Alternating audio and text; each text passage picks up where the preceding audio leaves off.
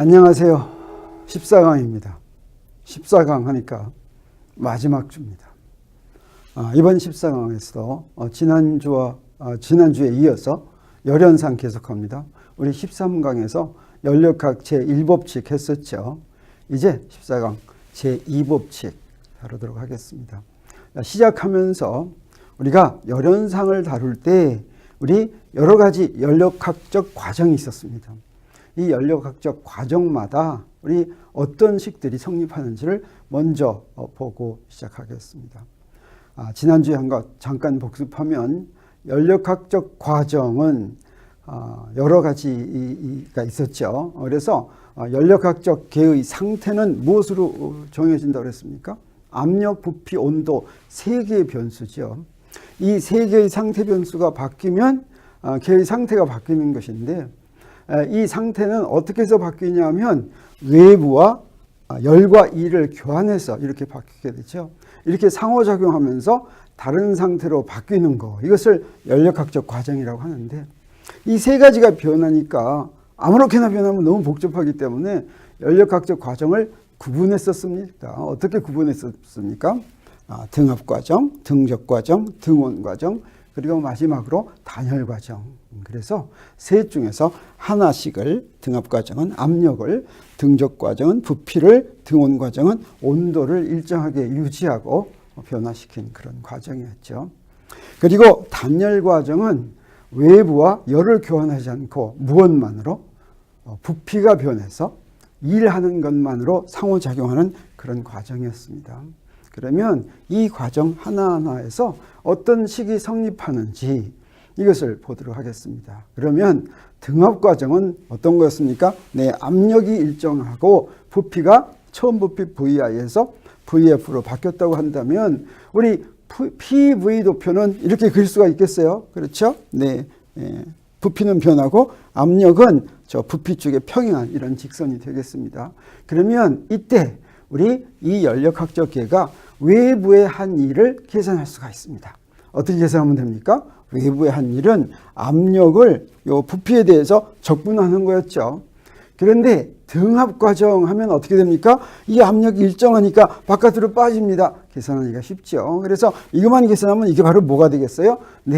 나중 부피에서 처음 부피를 뺀 것이 되겠습니다. 그래서 간단하게 등합과정에서 한 일은 압력 곱하기 부피 변화. 근데 압력이 안 변하니까 그 안 변하는 압력 곱하기 부피 변화하면 되겠습니다. 이렇게 한 것이 무엇하고 같으냐면 저 PV 도표에서 그 곡선 저 그래프의 밑에 넓이하고 같죠. 그리고 저 VI에서부터 VF까지 적분을 하면 이것은 VF가 더 큰 경우에는 이건 0보다 크다. 1이 0보다 크다는 것은 무슨 얘기입니까? 연력학적 계가 외부에 일을 했다. 이런 이야기가 되겠습니다. 그러면 그 다음으로 등적 과정을 보도록 하겠습니다. 등적 과정은 부피가 일정하게 유지되니까 PV 도표를 볼 것 같으면 이렇죠. 부피는 일정하게 유지되는데 압력이 PI에서 처음 압력에서 나중 압력으로 이렇게 바뀌었습니다. 그러면 이때 연력학적 계가 외부에 한 일은 얼마겠습니까? 마찬가지로 이렇게 적분을 해서 구하는데 여기에서는 이 압력이 얼마인지에 관계없이 VI와 VF가 같죠. 그래서 적분의 아랫 한계와 윗 한계가 같으면 이거는 그냥 적분이 0이죠. 여기서도 우리 그걸 알 수가 있습니다. 그래서 등적 과정에서는 외부에 일을 안 한다. 일에 의한 에너지의 교환이 없다고 하는 것을 알 수가 있습니다. 그러면 연력학 제1법칙에 의해서 내부 에너지의 변화량은 받은 열 빼기 외부의 한 일이죠. 근데 1이 0이니까 내부 에너지 변화량이 무엇과 똑같습니까? 받은 열과 똑같다라고 하는 것을 우리 알 수가 있습니다. 그래서 내부 에너지 변화량은 받은 열과 같다라고 하는 게 등적 과정에서 우리가 사용할 수 있는 식이 되겠습니다.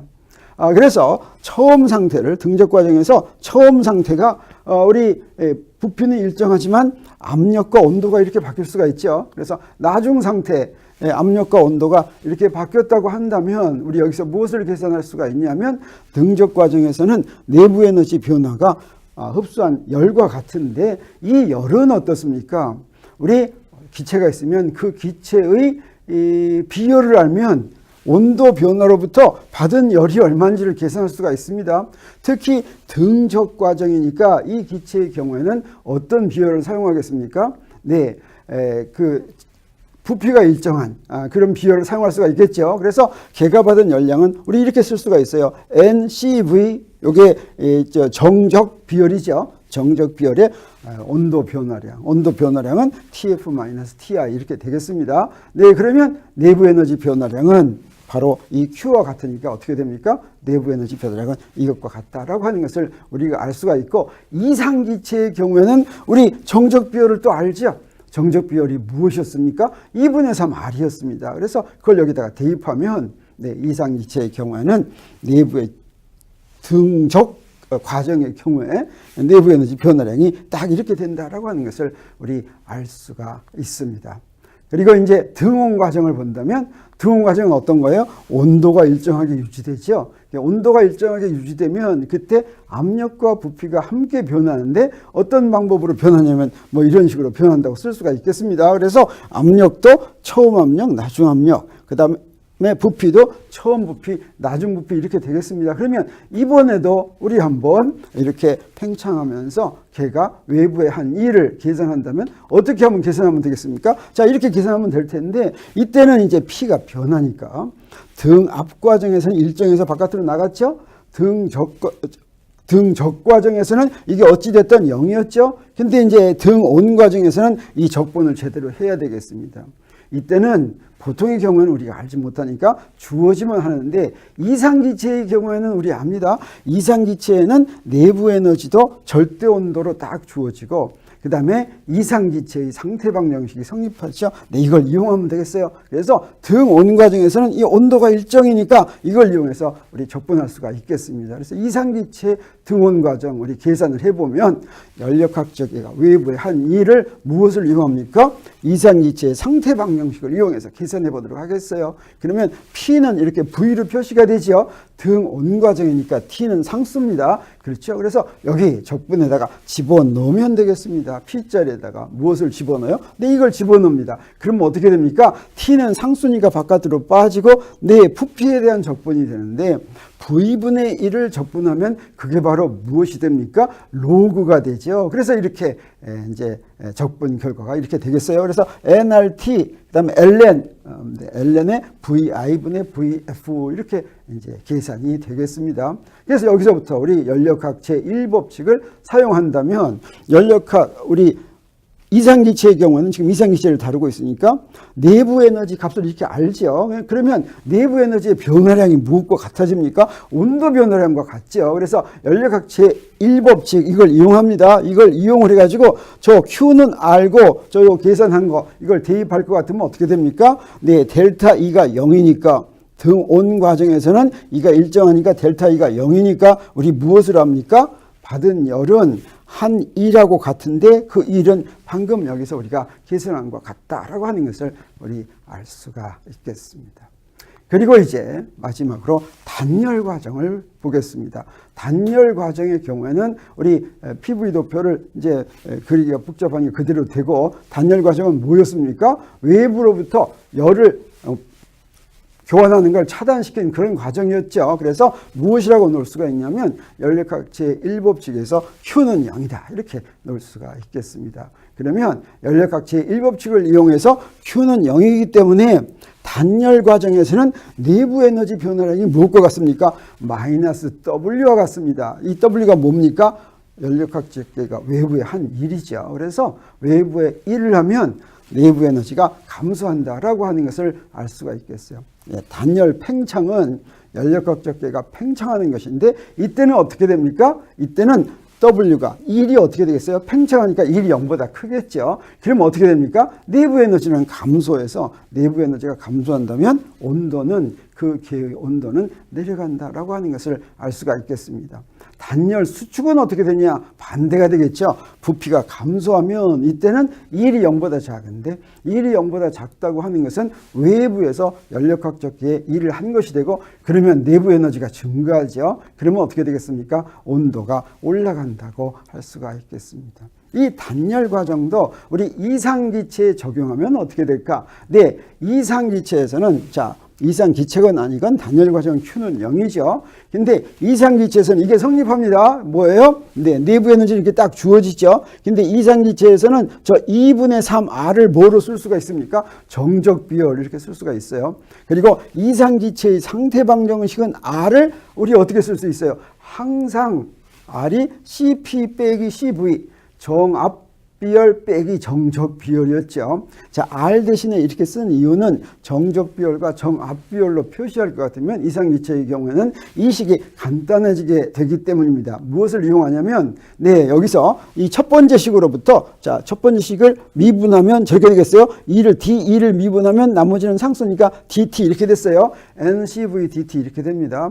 그리고 두 번째 식으로부터 우리 두 번째 식으로부터 네, 이 좌변을 미분하면 저렇게 되죠. P하고 V가 지금 다 변하고 있으니까 등원 과정은 P도 변하고 V도 변합니다. 그래서 첫 번째는 DV에 대한 미분 취하고 두 번째는 P에 대한 미분을 취하는 것은 무엇과 같습니까? NRDT와 같은데 그때 요 DT, CP가 있으니까 이렇게 1번식이 됐습니다. 그리고 또 하나 무엇을 이용할 수가 있냐면 연력학 제1법칙을 이용할 수가 있습니다.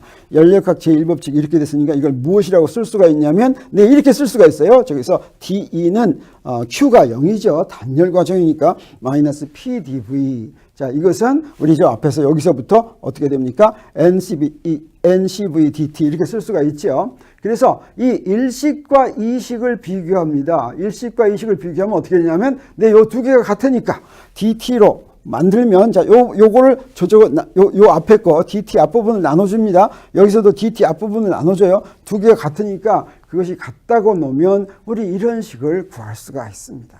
그러면 이 식은 우리 이제 쉽게 적분할 수 있는 꼴로 만들 수가 있는데 자, 이 식을 조금 더 한번 정리해 보도록 하겠어요. 이 식을 정리하기 위해서 우리 요 두 개씩 이렇게 곱합니다. CV를 저쪽에 곱하고 그 다음에 CP-CV를 오른쪽에 곱하면 이런 식이 나오죠. 왜 이러냐면 이렇게 하면 상쇄되는 항이 생깁니다. 어떤 게 상쇄되냐면 요 항과 요 항이 똑같죠. 그래서 두 개를 상쇄하면 이렇게 두 항만 나오는데 이 두 항을 다시 이렇게 써보도록 하겠습니다. 두 항을 이렇게 썼습니다. 그러면 우리 무엇이 나옵니까? 네, 지금 CV와 CP로 표시하니까 요 부분을 자, 요게 바로 뭡니까? 정압비열과 정적비열의 비인데 이 정압비열과 정적비열의 비를 우리 감마라고 이렇게 놓겠습니다. 그리고 이제 적분을 하겠어요. 네, 적분하면 어떻게 됩니까? 요거 양변을 적분하려면 P에 대한 적분은 처음 압력에서 나중 압력까지, V에 대한 적분은 처음 부피에서 나중 부피까지 이렇게 적분하면 되겠죠. 근데 저기도 P분의 1 적분하는 것이고 여기도 V분의 1 적분하는 것이기 때문에 결과가 어떻게 되냐면 ln PI분의 PF 더하기 감마 ln VI분의 VF는 0이다. 이렇게 됩니다. 그러면 우리 로그 함수의 덧셈은 어떻게 됩니까? 로그 함수의 덧셈은 요거 두 개를 곱한 것과 같죠. 그 다음에 요 감마는 여기다 지수로 붙여준 것과 같죠. 그래서 저게 성립합니다. 저거를 다시 풀었을 것 같으면 이렇게 됩니다. 그래서 PI, VI의 감마승은 PF, VF의 감마승과 같다라고 하는 것인데 이것은 무슨 말입니까? PV 감마가 일정하다 이런 말이 되죠. 여기 PV 감마가 일정하다. 이게 바로 이상기체의 경우에 단열 팽창에서 이용할 수 있는 식이 되겠습니다. 그래서 그 다음에 또 하나 있는데 이제 단열 팽창이 있고 무엇이 있냐면 자유 팽창이라는 게 있습니다. 자유 팽창은 단열 팽창과 조금 차이가 납니다. 어떻게 차이가 나느냐? 단열 팽창의 경우에는 무엇이 열 교환이 0이라고 그랬죠. Q는 0이다. 이게 바로 단열 팽창이었습니다. 그래서 단열 팽창의 경우에는 어떤 결과가 나왔습니까? PV 감마는 일정 이런 결과가 나왔죠. 자유 팽창은 뭐냐면 이런 경우입니다. 네, 여기에 한쪽에 기체가 있고 여기는 진공으로 만들어 놨어요. 진공은 어떻습니까? 압력이 0인 것입니다. 그리고 갑자기 저기에 있는 통로 잠궈놨던 걸 열 것 같으면 왼쪽에 있는 기체가 오른쪽으로 가는데 이때 외부와 열을 차단한다고 한다면 이때 이 기회는 어떤 일이 벌어지느냐 이렇게 가는데 어떤 일이 벌어지냐면 자유팽창에서는 외부와 열교환이 없습니다. 그 다음에 또 무엇도 없냐면 이게 팽창할 때 이쪽에 압력이 있어서 밀어줘야 되는데 밀어주지 않기 때문에 팽창하면서 한 일이 없습니다. 힘을 작용하지 않고 그냥 힘이 0입니다. 힘이 0인데도 여기까지 팽창된 것입니다. 그래서 한 일이 0이다. 그래서 단열 팽창은 Q만 0인데 자유 팽창은 Q도 0이고 W도 한 1도 0인 경우입니다. 이 경우는 생각해야 될 게 뭐냐면 이것은 어떤 경우냐면 비가역 과정입니다. 그런데 이 자유팽창에서는 어떤 결과가 나오냐면 단열팽창에서는 PV 감마성이 일정이라면 자유팽창에서는 PV는 일정이다라고 하는 결론이 나오는데 이건 왜 그러냐?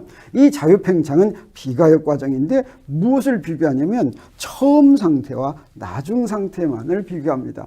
근데 우리 무엇을 알 수가 있습니까? 처음 상태와 나중 상태의 내부 에너지가 어떻게 됩니까? 내부 에너지가 바뀌지가 않죠. 왜? Q도 0이고 W도 0이니까 내부 상태의 에너지가 바뀌지가 않습니다. 근데 이상기체의 경우에는 내부 에너지가 무엇에만 의존합니까? 온도, 절대 온도에만 의존하죠. 그래서 내부 에너지의 변화량이 없으면 온도의 변화량도 없습니다. 이 얘기는 무엇입니까? 네, 처음 상태의 온도가 Ti고 저렇게 했을 때 자유팽창을 하고 오래 기다린 다음에 열적 평형을 이루었을 때 온도가 TF라고 한다면 두 경우에 내부 에너지의 변화량이 없기 때문에 온도도 같다라고 하는 것입니다. TI, TF가 같은 T입니다. 그러면 어떻게 됩니까? 처음 상태에서 이상기체 상태 방정식이 성립하죠. 나중 상태에서 이상기체의 상태 방정식이 성립하죠. 근데 두 경우의 온도가 같죠. 그래서 무엇이 성립하게 됩니까? PV도 같다라고 하는 것을 알 수가 있죠. 그래서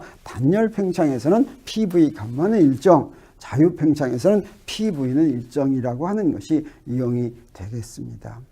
그래서 이번 시간에 공부한 것을 정리하면 이렇게 됩니다. 네 가지 연력학적 과정에 사용할 수 있는 식이 등압 과정에서는 W는 P 델타 V 사용하는데 여기는 특별히 이상기체도 이 식 마찬가지 식을 사용할 수밖에 없습니다.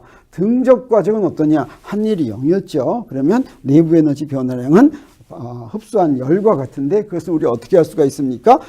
NCV 델타 T인데 이상기체의 경우에는 CV에 2분의 3R을 대입하면 되겠습니다. 그 다음에 등온 과정은 우리 한일을 이렇게 계산할 수가 있는데 이상기체의 경우에는 이상기체 상태 방정식을 이용해서 적분을 하면 어떻게 됩니까? 네, Q는 W하고 같지요. 등온 과정에서는. 그리고 이렇게 주어지는 걸 알 수가 있습니다. 마지막으로 단열 팽창에서는 Q가 0이니까 DE는 -W와 항상 같고 그때 단열 팽창에서는 어떤 식을 사용할 수 있다고 했습니까? PV 감마는 일정이다 라고 하는 식을 이용할 수가 있습니다. 그래서 우리 앞으로 이 식들을 이용해서 여러 가지를 우리 증명한다든가 하는 걸 할 수가 있게 됩니다.